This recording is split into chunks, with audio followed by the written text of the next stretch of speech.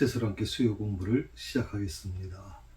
오늘 공부는요, 지난주까지 17절에 있는 말씀, 우리가 계속 피로, 그러니까 나일강 물이 피로 바뀌어진 것에 대해서 우리가 계속 공부를 해왔습니다. 첫 번째 재앙입니다. 어떻게 보면 여기까지 재앙 중에서 첫 번째와 마지막 재앙이 가장 중요하죠. 첫 번째 재앙으로 택한 것이 나일강 물을 피로 바꾸는 것입니다.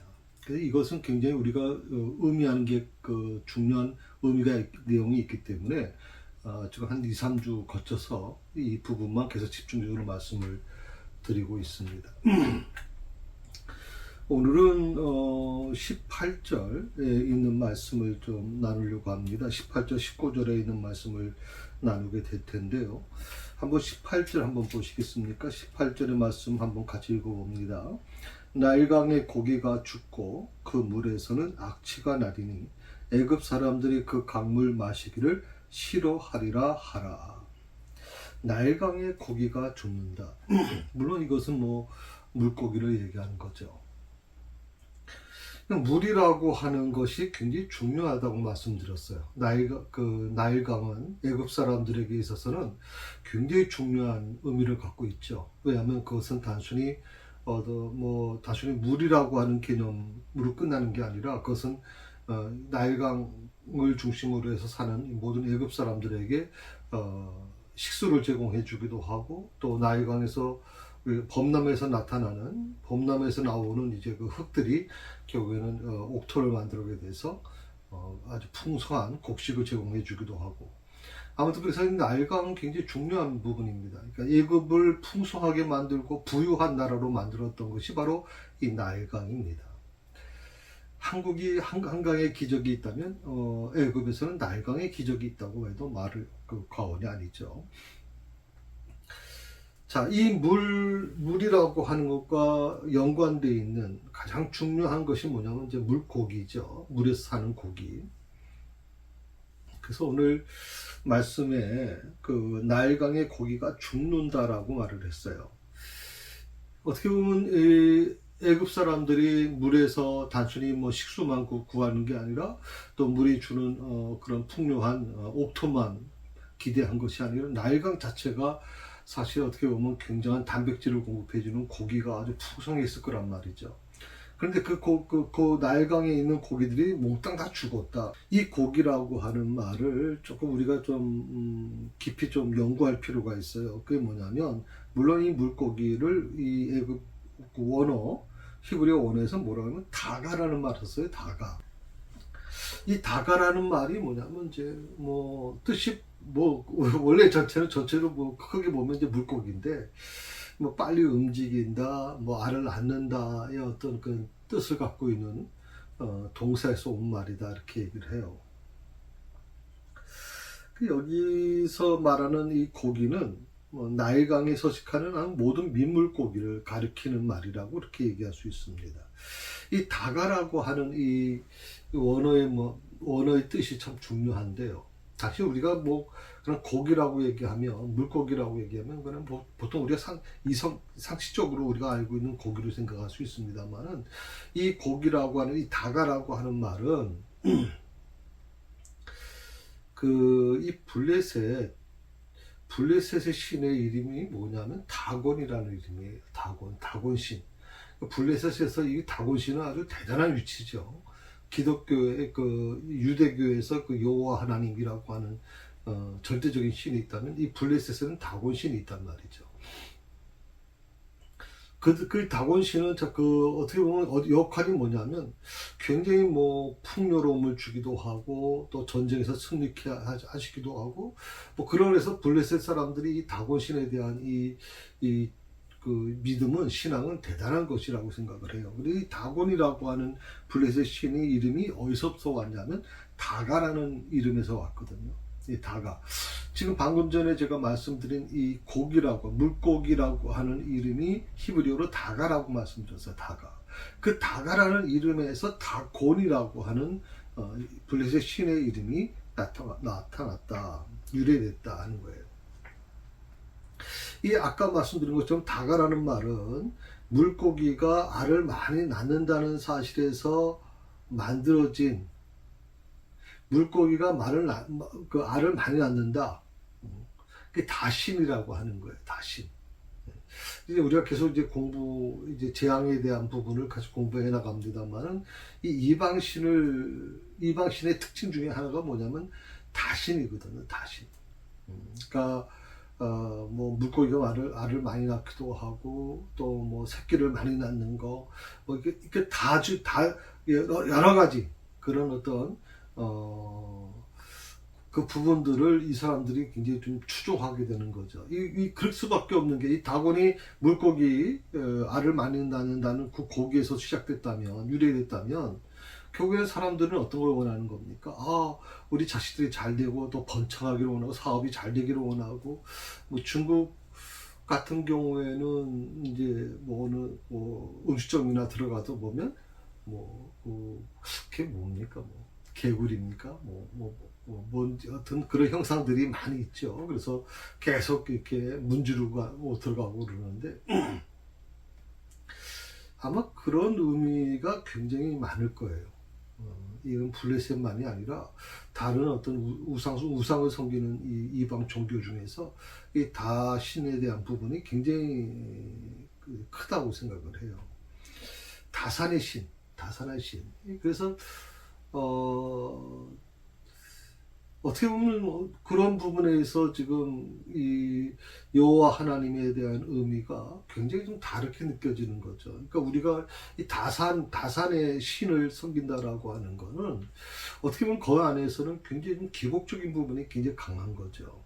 그래서 하나님께서 이스라엘 백성들에게 그것을 굉장히 경계하시고 그 부분 하나님의 택한 백성들이 이 부분에 대해서 하나님을 모든 것을 하나님께서 다 준비시키시니까 다 먹이시니까 너희는 염려하지 말라라고 말씀하시는 이유가 뭐냐면 바로 이 모든 이 이스라엘 백성들을 둘러싸고 있는 주변의 국가들이 전부 다산의 신을 섬기고 있단 말이죠.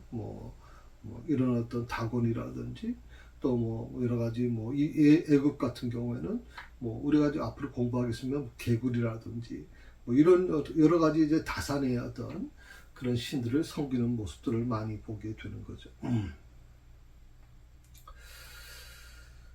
애굽 사람들은요, 곡식도 물론 중요하게 생각을 했어요. 밀도 중요하게 생각했지만 특히 이 나일강에서 나오는 이 물고기가 그들에게 굉장히 주식으로 여겨졌죠. 굉장히 어떻게 좋은 단백질을 공급해 주는 것이기 때문에 아마 이 애굽 사람들에게 있어서 나일강이 주는 이 축복은 굉장히 컸을 거라고 생각이 듭니다.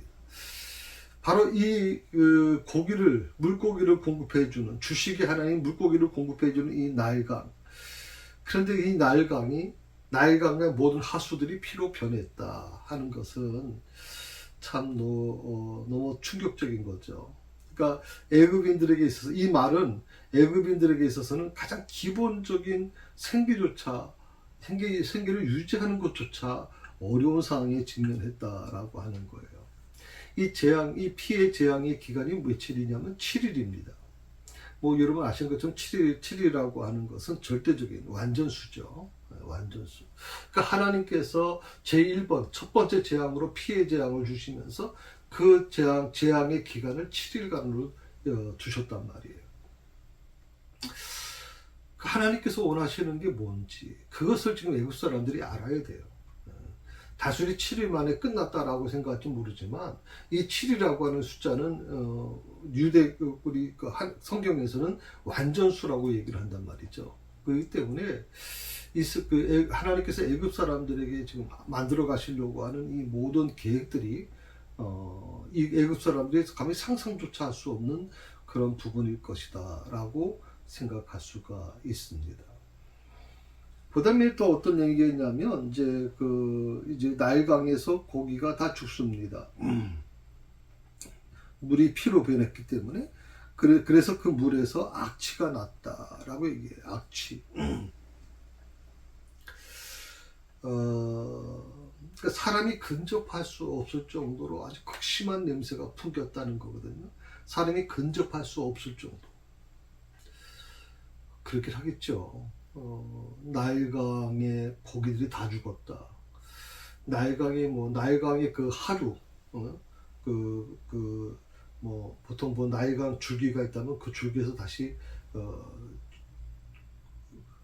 뭐라고 표현하나요? 그게 하수라고 얘기하나요? 그런 그 하천에 있는 모든 물고기까지 다 죽었다. 이건 굉장히 충격적인 겁니다. 물론 나중에 이제 이 피로 된 나일강이 다시 이제 물로 돌아옵니다만은 이미 거기에 있던 물고기는 다 죽었거든요. 지금. 그러면 애굽 사람들에게 있어서 단백질을 공급해주는 물고기를 당분간은 구하기가 굉장히 어려웠을 것이다. 물론 뭐 그 안에 있던 뭐 알들은 살았는지 잘 모르겠어요. 저도 뭐 그건 잘 모르겠지만 아무튼 나일강에 있는 물고기가 다 죽었다면 이건 정말 국가적 재앙이 아닐까 생각을 해봅니다.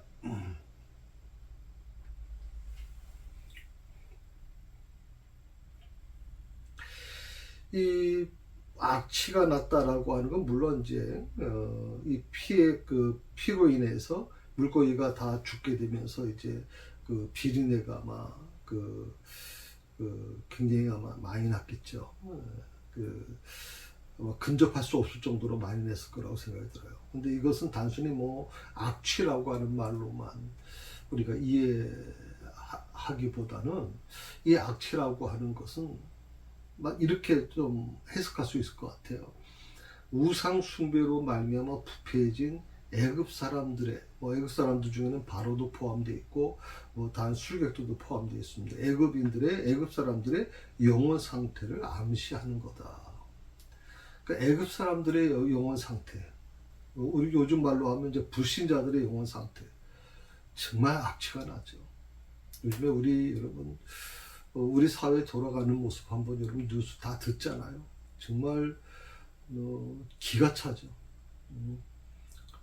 뭐 저희 같은 시대에는 정말 열심히 살아왔죠. 지금 우리 60대, 70대 되시는 분들은 정말 열심히 살았습니다. 허리도 졸라매면서 그야말로 정말 제대로 쉬지도 못하고 제대로 휴가조차 잘 갖지 못하면서 정말 일만 열심히 했던 것 같아요. 그렇지만 그런 과정에 있어서도 열심히 살아서 내 후손들, 내 자녀들만큼은 좀 좋은 좋은 사회를 만들어 주겠다. 좋은 좀 여건 속에서 있게 해주겠다고 그렇게 생각하고 열심히 일을 했는데 요즘 사회 돌아가는 모습 보면 너무 가관도 아니에요. 너무 가관도 아니에요. 야, 우리 사회가 어떻게 이렇게까지 됐나.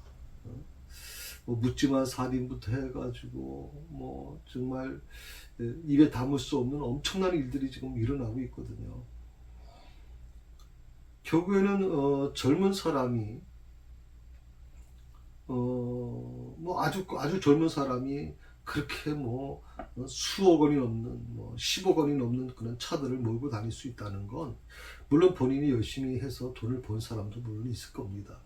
그러나 대부분 정상적으로 돈을 벌었다기에는 조금 내가 보기에는 어렵다고 생각하죠. 결국에는 부모의 돈이나 또 비정상적으로 이제 모아진 돈이라고 저는 생각을 하거든요. 그러다 보니까 대부분 어떤 게 연결됩니까? 마약이라는 거 연결되고 술이라는 거가 연결되고 하여튼 일어나듯 정말 해서는 안 되는 아주 부정적인 것들이 이제 거기에 연결되어 있단 말이죠. 그러다 보니까 정말 이해할 수 없는 일들이 우리 사회에서 좀 일어나면서 그동안 우리가 굉장히 안전한 사회고 굉장히 우리 대한민국은 참 좋은 사회다. 밤에도 걱정할 것이 없다. 늦게 들어와도 걱정할 게 없다. 이렇게 우리가 생각을 해왔는데 지금 이번에 묻지마 살인을 겪으면서 뭡니까? 이제는 안전하지 못하다는 거 아니에요. 누구도 안전할 수가 없다는 거. 이런 부분들이 지금 우리 사회를 지금 뒤덮고 있습니다. 그래서 마치 악취가 나는 것 같아요. 우리 사회에 곳곳에서 악취가 나고 있는 것 같아요. 어디 한 곳도 정상적인 곳이 없어요. 어디 한 곳도.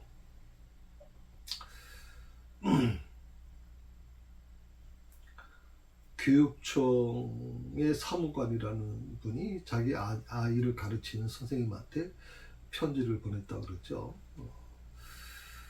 그 내용 속에서 놀라운 얘기를 하고 있지 않습니까? 우리 아들은 우리 아이들 뭐 왕의 DNA를 갖고 태어난 아이다. 그래서 왕자를 대하듯이 대하라. 야, 물론 뭐 그분은 지금 직위 해제됐다 그러지만 어떻게 이런 일이 존재하는가? 난 교권이 무너졌다 그러지만 어떻게 이런 일들이 존재하고 있는지 참 안타깝습니다. 우리 사회가 이렇게까지 악취가 나는지, 뭐 학교에서도 악취가 나고 좀 곳곳에서 악취가 나고 이제 교회까지도 악취가 난다고 얘기하잖아요. 교회 안에도 악취가 난다. 너무 마음이 아파요. 정말 물론 그 중에는요 징실된 목회자도 많아요. 또 징실된 성도들도 많습니다. 저는 그렇게 믿습니다. 특히 일부의 그 미꾸라지들이 지금 교회를 흔들어 놓고 뒤에 아주 흙탕물로 만들어 놓고 악취가 나게 만든다고 생각을 해요. 그러나 오늘 이 말씀을 우리가 보면서 어떻게 보면 겸손해야 될 것 같아요. 정말 우리 교회가 정말 겸손해져야 될 것 같아요. 특히 목회자들이 참 겸손해야 될 것 같아요. 전 지금까지 주님께 늘 기도하는 게 그 부분입니다. 내가 누구를 가르친다라고 생각을 갖지 않기를 위해서 기도합니다. 내가 누구를 가르치는 게 아니라 그분의 고통과 그분의 아픔을 나누는 그런 목회자가 되고 싶다라고 하는, 어떻게 보면 굉장히 단순합니다만은 그것이 제 목회 철학 중에 하나고, 우리 주님이 그렇게 사셨잖아요. 누구를 가르치고 누구를 지도하려고 하지 않으시고 그들의 눈물을 닦아주시고 그들의 아픔을 나누시고 묵묵하게 그들과 함께 계셨던 그 예수님의 모습을 생각하면서 우리 자신도, 우리 목회자들도 그래야 되지 않겠나 하는 생각을 좀 해봅니다. 그 다음에 또 나오는 말씀이 뭐냐면 애굽 사람들이 그 강물 마시기를 싫어하리라. 강물 마시기를 싫어하리라. 처음에는 아마 이 물이 붉은색으로 바뀌었으니까 설마 피로 바뀌었을 거라고 생각하지는 않았을 것 같아요. 그냥 붉은색으로 바뀌었으니까 무슨 녹조, 적색 뭐가 있나? 그 물이 이따금씩 아마 그런 현상이 좀 있었던 것 같은데 그런 것인가라고 해서 물 맛을 보는 사람도 아마 있었을 거라고 생각이 드는데, 오늘 이 싫어하리라라고 얘기를 해서 싫어하리라고 하는 말은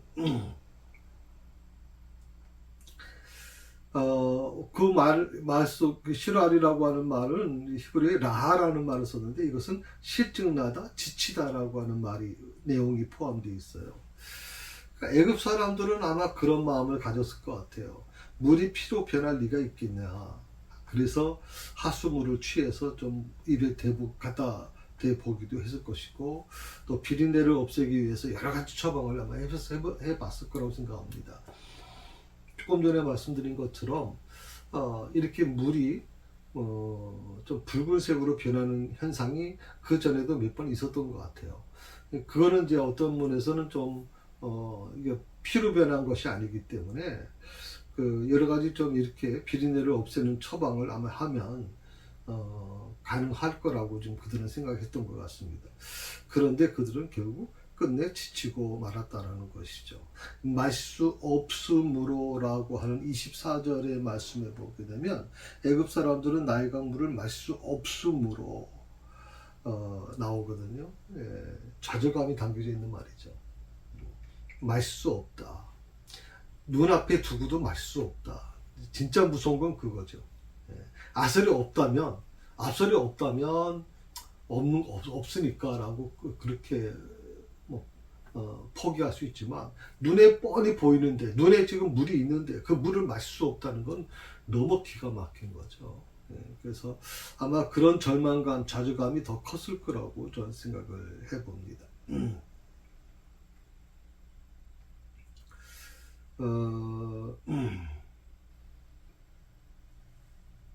자, 19절의 말씀을 한번 보십시다.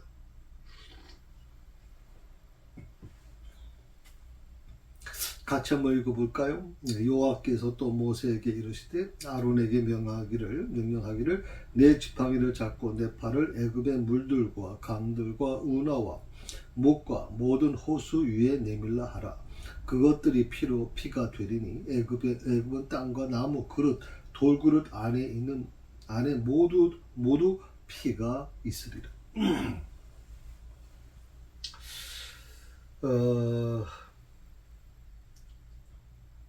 나일강만이 아니래요. 나일강만이 아니라 우나, 그다음에 못, 호수, 온 땅, 그릇까지 물이 있는 곳은 다 피로 변한다라고 얘기하는 거예요. 여기서 중요한 게 뭐냐면 나무 그릇, 돌 그릇 뭐 이렇게 딱 나오거든요. 지금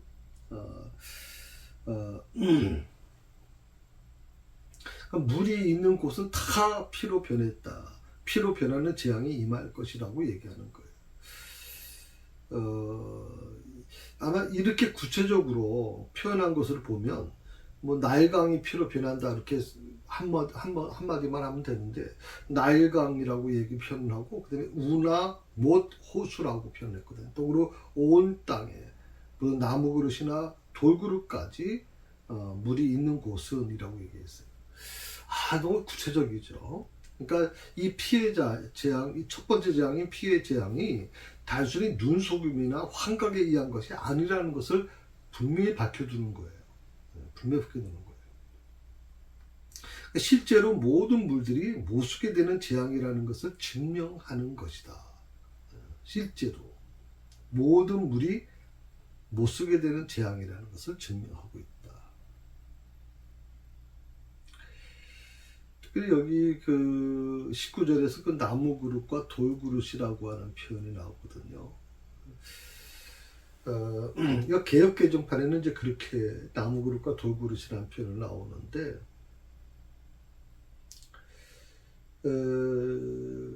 이 나무 그릇과 돌 그릇 안에 있는 모든 물이 변해버렸다라고 이제 그렇게 우리 성경에는 기록되어 있어요. 그런데 이제 원래 이 본문이 기록된 히브리어 원문에 보게 되면 이 그릇에 대해서 언급이 나와 있질 않아요. 그러니까 우리 개역 개정편에는 나무 그릇, 돌 그릇이라는 표현을 썼는데, 히브리어 원문에는 이 나무 그릇, 돌 그릇이라는 그 표현이 언급되어 있질 않아요. 단지 나무라는 에츠라고 하는 말과 돌이라고 하는 에벤이라고 하는 말로 기록되어 있을 뿐이에요. 나무, 돌.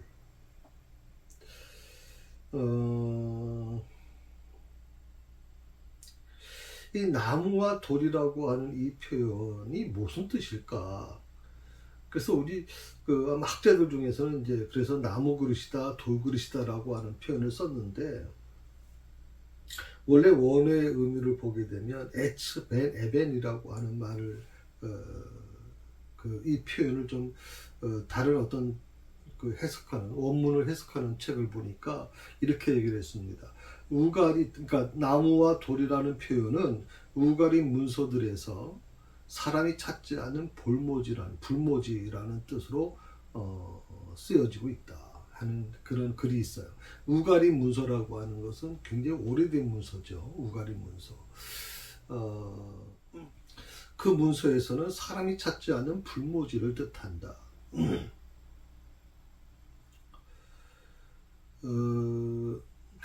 또 오늘 말씀에 보게 되면 이제 우나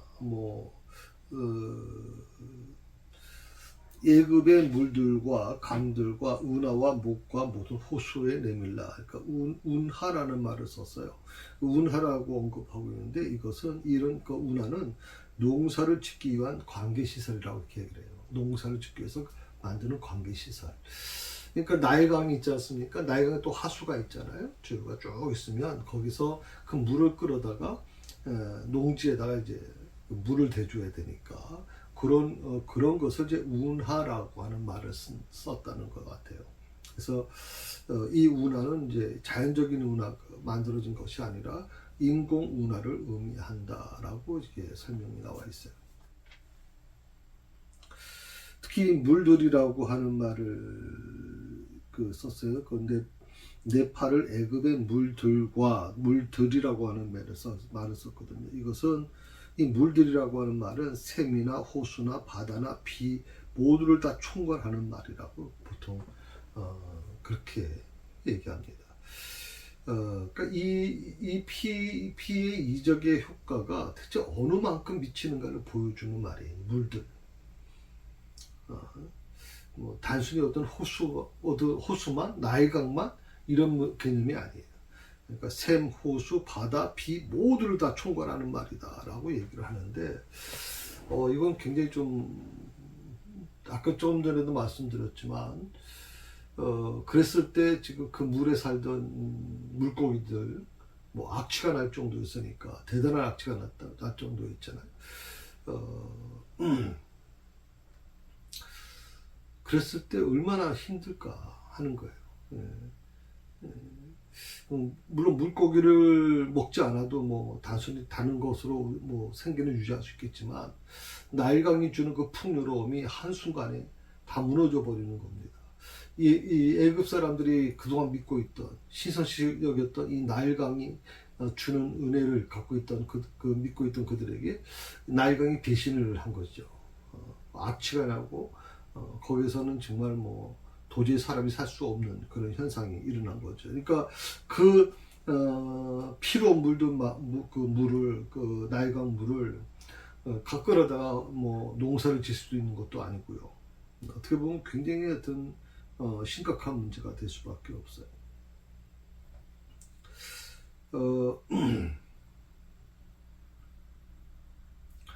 하수라고 하는 말을 또 썼거든요. 그래서 모든 운하와 목과 모든 호수 위에 내밀라라고 그랬어요.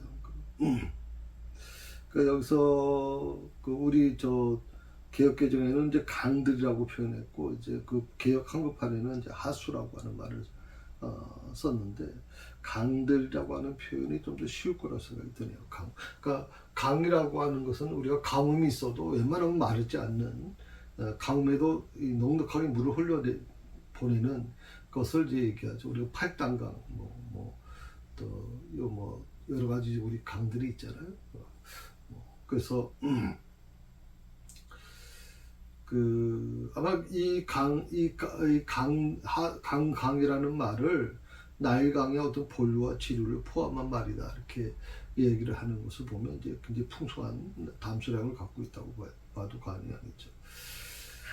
이 못이라고 하는 말을 또 썼어요. 여기서 보면 운하와 목과 모든 호수. 운하는 제가 잠깐 말씀을 드렸고요. 이 운하라고 하는 건 조금 전에 말씀드린 것처럼 농용 관계 수로를 가리킨다, 이렇게 말씀드렸고요. 못이라고 하는 말은 그러니까 자연적으로 비가 이제 오게 되면, 근동지방에는 이제 비가 오게 되면 천연 호수가 만들어져요.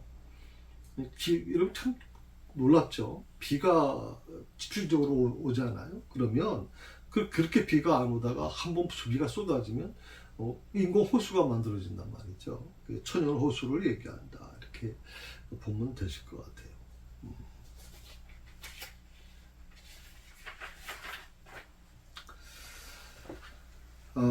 특히 여기서도 호수 위에 내밀라고 그랬는데, 모든 호수라고 하는 말은 이제 그 저수지로 번역된다, 이렇게 생각할 수 있어요. 미크웨 마임이라고 하는 썼는데, 미크웨라고 하는 뜻은 저수지라는 뜻이고, 마임이라는 뜻은 이제 큰 물이라는 뜻이거든요. 그러니까 미크웨 마임이라는 것은 큰 물이 담겨져 있는 인공적인 저수지를 가리킨다 하는 거예요. 나일강이 워낙 풍성하니까 그 나일강에서 아까 아까 운하라고 얘기했나요? 네. 운하를 통해서 이제 물을 끌어다가 그 곳곳에서 저수지를 만들어 놓는 거죠. 그 저수지는 이제 나일강 물을 끌어왔을 거라고 생각이 들고요. 천연 호수 같은 경우에는 그거는 이제 갑자기 비가 와서 자연적으로 만들어진 그 호수를 얘기하는 거고, 이 마크의 마임이라고 하는 호수는 아마 좀 인공 저수지를 가리키는 거라고 볼 수가 있습니다. 그리고 하나님께서 아론에게 이제 지팡이를 잡고 네 팔을 애굽의 물들과 강들과 운하와 목과 모든 호수 위에 네밀라라고 했어요. 네밀라.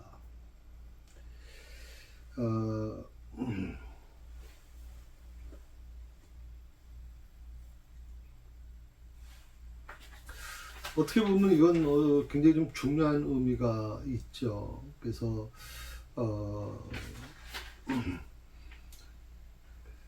어떻게 보면 애굽 전역에 걸쳐서 순식간에 임하게 될 하나님의 징벌을 암시하는 표현이 바로 이 네밀라라고 하는 표현이거든요. 그 개역 한글판에는 이제 펴라라고 하는 말을 썼는데 펴라, 네밀라. 어떤 게 뭐 네밀라라는 표현이 조금 더 부드럽지만 더 폭넓게 우리가 생각할 수 있고 개역 한글판에 이 펴라라고 하는 다 똑같은 단어죠. 펴라, 네밀라라고 하는 뜻인데 펴라라고 하는 것은 좀 급박한 것을 아마 좀 표현하는 것이고 네밀라라고 하는 것은 조금 더 부드러운 표현이 아마 아닌가 생각을 해봅니다.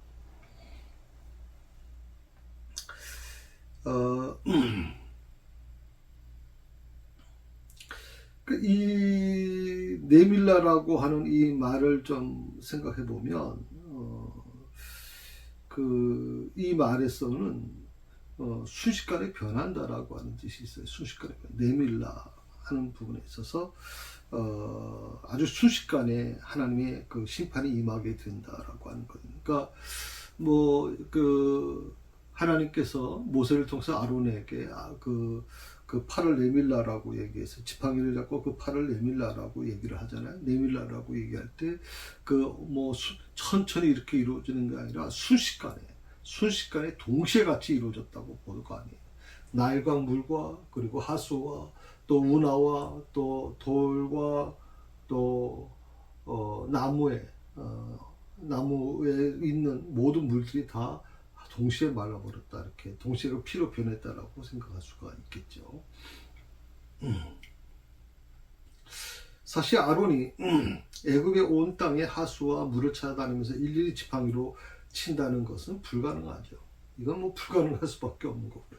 다만 그가 지팡이를 뭐 쳤다라고 표현하기는 좀 그렇고요. 여기 보면 이제 그 호수 위에 네밀라라고 얘기를 했으니까 네밀면 모세도 마찬가지죠. 홍해에 그 지팡이를 내밀지 않습니까? 바로 그런 현상을 통해서 어떤 상징적인 행위인데 그 단 한 번의 상징적인 행위로 인해서 하나님의 크신 이적이 임하게 됐다라고 하는 것입니다.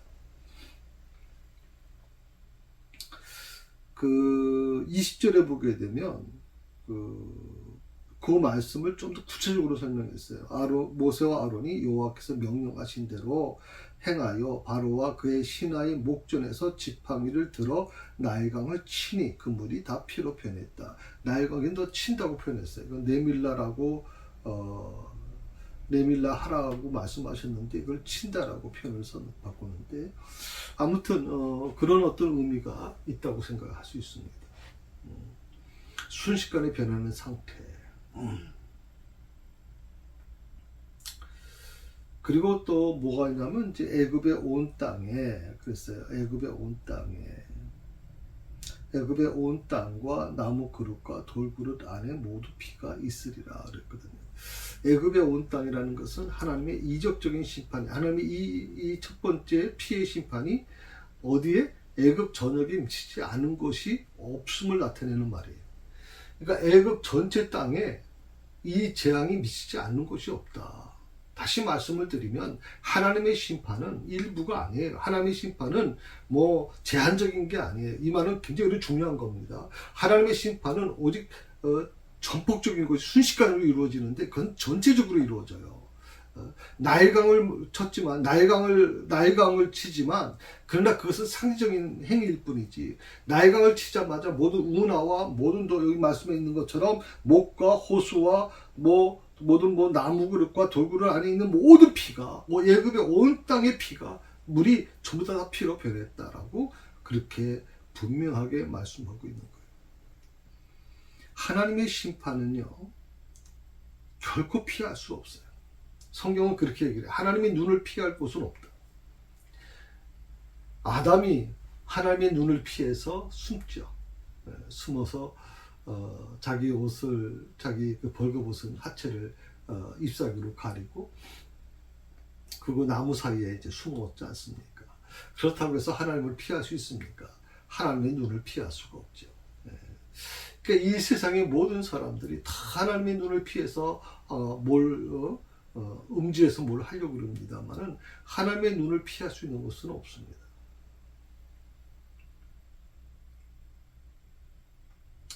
뭐 특히 시편에 있는 말씀처럼 뭐 바다 끝이라도 하늘 끝에도 하나님의 눈을 피할 수 없다라고 분명히 말씀하고 있죠.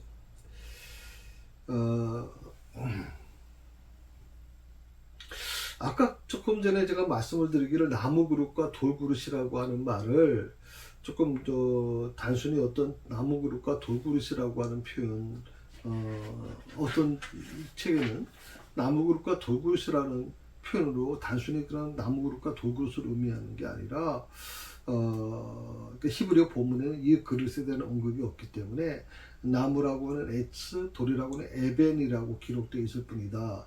그래서 나무와 돌이라는 표현은 우가림 문서에서 사람이 찾지 않은 불모지를 택하는 것이다.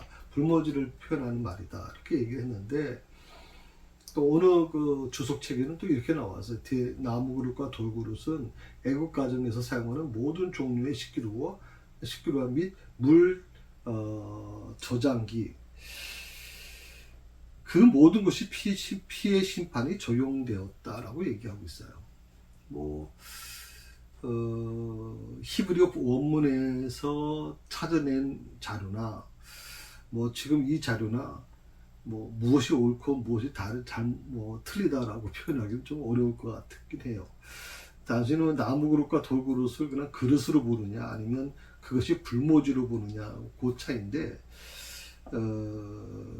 여러분 자유롭게 한번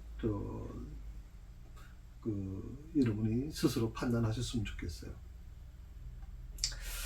이것은 어떻게 보면 피해 심판이라는 것이 단순한 환상이나 착시 현상이 아니라는 것을 분명히 말해주는 거죠. 나일강이 핏빛으로 바뀌었다?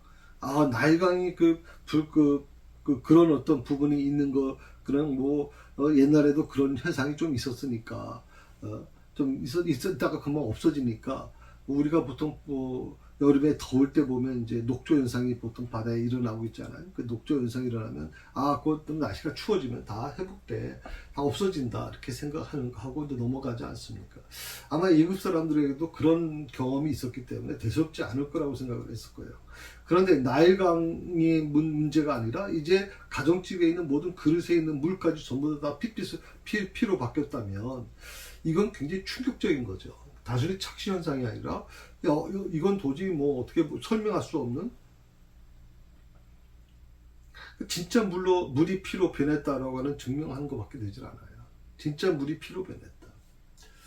아마 예수님께서 그 혼인잔치에서 물을 피로 바꾸실 때의 모습이 그런 모습, 물을 포도주로 바꾸실 때의 모습이 그런 모습이 아닐까. 분명히 물을, 항아리에 있는 물을 들고 간 사람은, 항아리에 물을 들고 간 사람들은 알았잖아요. 그게 물이라는 걸 알잖아요. 그런데 나중에 그것을 푸니까 포도주가 됐다. 그것도 지금까지 먹어본 포도주 중에서 제일 맛있는 포도주라고 하는 얘기를 하니, 아마 이걸 어떻게 받아들일까요? 그들이 이 이적을, 물이 포도주 되는 이적을 그들이 본 사람들은 이걸 어떻게 받아들였을까 하는 거예요. 자, 물이 포도주 되는 것은 기쁨의 상징이라면 물이 피가 되어버린 것은 이건 정말 너무 기가 막힌 거죠. 이건 저주거든요. 다시 말씀을 드립니다, 여러분. 꼭 기억하십시오. 하나님께서 작정하시고 하시는 이적은, 하나님이 작정하시고 하시는 심판은 일부분으로 끝나는 게 아니에요. 그것은 전체적인 것으로 이루어져요. 애굽의 일부분으로 이루어진 것이 아니라 애굽 전역이 미치지 않는 곳이 없었다고 얘기를 하는 거예요. 오늘 그래서 저는 여러분에게 늘 부탁드리고 싶은 게, 우리가 잘못할 수 있어요. 일하다 보면 살아가면서 잘못할 수 있죠. 때로 거짓말할 수도 있어요. 때로는 우리가 잘못 행동할 수도 있습니다. 그런데 여러분, 성경에 뭐라고 얘기하냐면 하나님을 만홀히 여기지 말라 그랬어요. 하나님은 모든 것을 다 알고 계신다라고 말씀하시거든요. 그래서 하나님 앞에서 우리가 좀 더 진실할 필요가 있다고 생각해요. 진실할 필요가 있다. 그것은 어떻게 보면 목사님 저도 마찬가지고 여러분도 마찬가지일 겁니다. 하나님 앞에서 괜히 위선 떨지 마세요. 하나님 앞에서 괜히 뭐 인간적인 그런 어떤 모습들, 요즘에 그 교사들이 뭐 나이 어린 교사들이 20대밖에 안 된 교사들이 스스로 목숨을 끊는 모습을 보니까 참 마음이 아프죠. 진짜 아픕니다. 가해를 한 학부모는 대수롭지 않게 생각할지 모르지만 그가 얼마나 그 스스로 목숨을 끊는다는 게 이게 참 쉬운 게 아니죠. 사실은 결코 쉬운 게 아닙니다. 그럼에도 불구하고 스스로 목숨을 끊었다라고 하는 것은 얼마나 힘들었으면 그랬을까 하는 것으로 우리가 생각해 볼 필요가 있어요. 우리가 뭐 어떻게 사람이 그렇게 나약해 빠졌냐 뭐 이렇게 얘기할 수 있지만 그렇게 생각하지 마시고 그가 얼마나 힘들었으면 그랬을까 하는 생각을 우리가 받아들일 필요는 있다고 생각합니다. 항상 우리가 살아가면서 그냥 뭐 사람 누구나 다 그래 뭐 누구나 다 그렇게 뭐 완전할 수 있나, 다 누구나 잘못하면 사는 거지, 이렇게 해서 자기를 변명하고 자기를 어떻게 보면 자기의 행동을 정당화시키려고 하는 것은 하나님 앞에서 참 무서운 징벌을 받을 대상입니다. 이건 절대 그렇게 하면 안 되죠. 하나님 앞에서 다윗처럼 정말 나단 선지자가 그 죄를 지적했을 때 그는 그 앞에 아닙니다. 참 한번 제 설명 들어보세요. 이런 얘기 안 하잖아요. 그냥 무릎 꿇어버리잖아요. 그 자체로 무릎 꿇어버리고 하나님 잘못했습니다. 잘못했습니다. 왕의 신분으로 왕의 옷을 다 찢어버리고 그 베옷을 갈아입으면서 막 죄를 뿌리고 흐느껴 울면서 하나님께 일주일 동안은 금식하며 하나님께 통곡하며 기도하잖아요. 용서를 구하잖아요. 저는 우리가 살아가면서 좀 그런 마음이 필요할 때가 아닌가, 정말. 좀 우리 사회를 좀 뉴스를 보다 보면 너무 막 마음이 막 저려오거든요. 교회 요번에 지난주인가요? 잼버리 아이들 정부가 요청을 해서 교회를 개방을 하고 뭐 전부 최선을 다해서 교회들이 아마 협력한 걸로 알고 있습니다. 그래서 아마 교회가 받아들인 숫자가 거의 5,000명을 넘어서는 숫자였다고 얘기를 하거든요. 어떤 교회는 집회하던 걸 다 중단시키고 그 장소를 다 제공했다고 얘기를 하고, 또 교인들이 나와서 정말 음식이라든지 최선을 다해서 그 학생들을 돌봐준 거로 알고 있습니다. 그런데도 불구하고 언론이나 이런 데서는 뭐 바닥에서 재웠다느니 뭐 침대에서 재우질 않고 바닥에서 재웠다 뭐 이런 얘기하면서 뭐 종교시설에 대한 아주 부정적인 얘기를 하는 사람들이 있어요. 그런데 거기 그 교회에서 있던 아이들이 설문조사를 하잖아요. 설문조사를 했더니 너무나 행복했다는 얘기를 하거든요. 너무 행복하고 너무 좋았다. 떠나고 싶지 않다고 얘기한단 말이죠. 왜 교회가 하는 일마다 그냥 이 세상은 그렇게 못 잡아먹어서 난리인지 말이에요. 교회가 뭐 이렇게 잘못한 게 많아서. 목회자가 여러분 3만 명이 넘어가, 우리 교단만 해도 3만 명이 넘어가, 2만 명이 넘어서 거의 3만 명이 육박하고 있어요. 그러면 전체 교단은 무허가 교단까지 포함하면 대체 목사라는 사람이 몇 명이나 될까요? 과연 7년 동안 공부해서 목사 된 사람하고 불과 6개월, 1년 만에 목사 된 사람하고 어떻게 비교를 할 수 있겠습니까? 그럼에도 불구하고 목사라는 타이틀을 가지고서 일을 하면서 정말 부정을 저지르고 이런 부분들이 좀 일부 있는데, 그거를 드러내가지고 완전히 목사를 아주 막 난도질하고 하는 모습 보면 저는 정말 하나님 앞에 정말 죄스러운 생각도 물론 있어요. 그러면서도 이런 생각을 좀 해봐요. 하나님이 얼마나 이 진노하시겠나, 정말. 이런 사회, 이런 사회를 바라보시면서 하나님께서 얼마나 진노하시겠나. 정말 저는 가슴이 아파요. 악한 세력들이 이 교회를 향해서 왜 이렇게까지 심하게 몰고 오는지. 그건 어떻게 보면 교회를 향하는 것이지만 영적으로 보면 하나님을 대항하는 거거든요. 대적하는 거거든요. 하나님을 대적하는 자들이 과연 이 바로와 같은 자들이 과연 견딜 수 있을까요? 기세 등등하지만 결국에는 하나님의 심판이 임하면 아무것도 맥없이 쓰러져 버리잖아요. 참 그래서 우리가 한번 우리 자신을 좀 돌아볼 필요가 있다고 생각을 해봅니다. 20절에 있는 말씀을 한번 보실까요? 예. 모세와 아론이 여호와께서 명령하신 대로 행하여 바로와 그의 신하의 목전에서 지팡이를 들어 나일강을 치니 그 물이 다 피로 변하고. 목전에서, 면전에서라고 하는 뜻이에요. 목전에서. 그러니까 모세와 아론이 바로와 그 모든 신하들이 보는 앞에서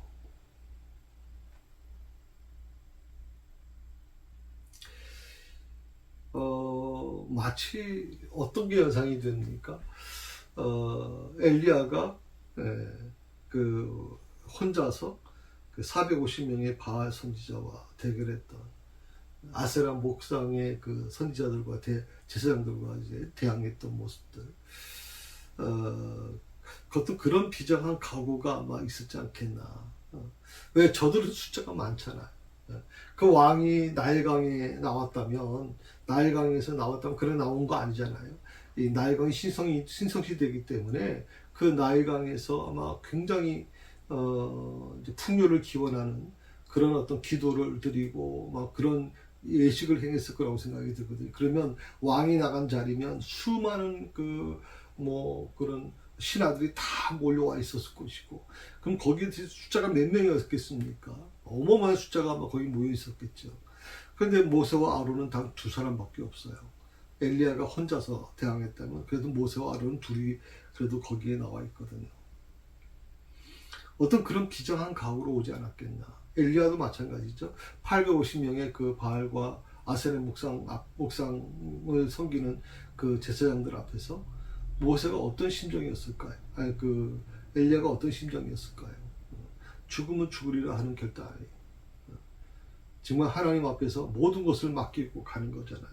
거기에 그 아하 왕도 와 있지만 다 같은 계통 아닙니까? 그들과.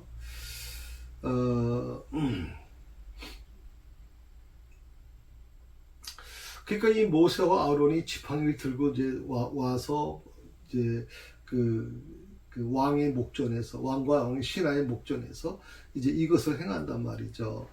그러니까 이미 경고는 다 했단 말이죠. 뭐 더 이상 할 말이 없죠. 왜? 바로에게 분명히 경고를 했었어요. 그런데 바로가 그 말을 듣지 않으니까 모세와 아론이 그 왕이 있는 그 나일강에 와서 직접 그걸 실행에 옮기는 겁니다. 바로와 모든 그런 바로의 신하들이 이제 아마 이 모세와 아론에게 집중했을 거라고 생각이 들거든요. 문제는 말이에요. 이 애굽의 하수가 피로 변하지 않으면 어떻게 되느냐 하는 거거든요. 애굽의 하수가 피로 변하지 않게 되면 모세와 아론은 그들에게 조sol거리가 되겠죠. 조롱거리가 되게 더 전락할 것이고, 또 나일강 신을 모독한 죄로 어떻게 됐을까요? 처단됐을 거라고 생각해요. 나일강 신을 모독한 죄, 신을 모독한 죄가 굉장히 크겠죠. 그렇기 때문에 이거는 모세와 아론이 목숨이 걸린 문제예요. 목숨이 걸린 문제고, 또 바로와 그 신하들의 입장에서는 모세와 아론의 그 결과에 따라서 얼마든지 물이 피가 될 거라는 생각을 전혀 못하기 때문에 아마 자신만만했을 거라고 생각이 듭니다.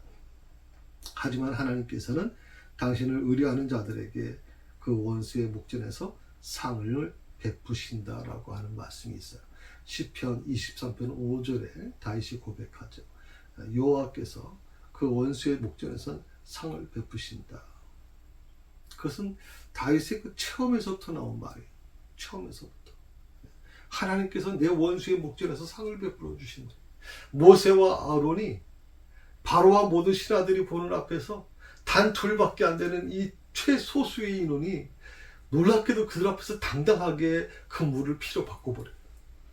그리고 바로와 모든 신하들을 벌벌 떨게 만든단 말이죠.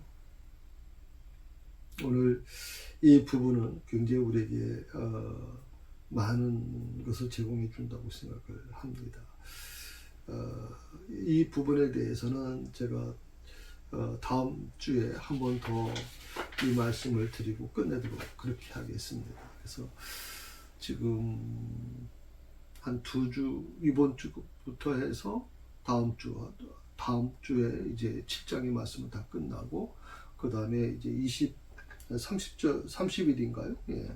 8장의 말씀, 둘째 재앙과 셋째 재앙, 또 넷째 재앙으로 이제 들어가도록 하겠습니다. 다음 주까지는 이제 7장에 있는 말씀, 21절부터 말씀을 드리도록 하겠습니다. 예. 한 주간 편안하시고요.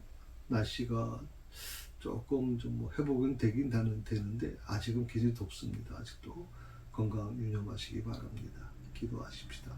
하나님 감사합니다. 저에게 주신 은혜를 묵상합니다.